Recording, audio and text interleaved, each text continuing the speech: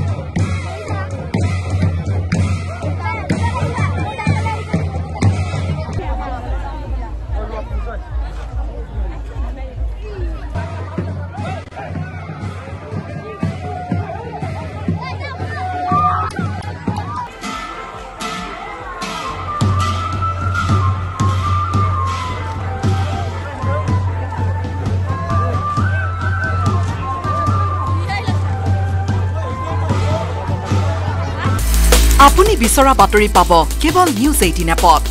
news 18 app download কৰিবলৈ scan কৰক এই QR কোড গুগল প্লে ষ্টৰতো পাব এই নিউজ 18 এপ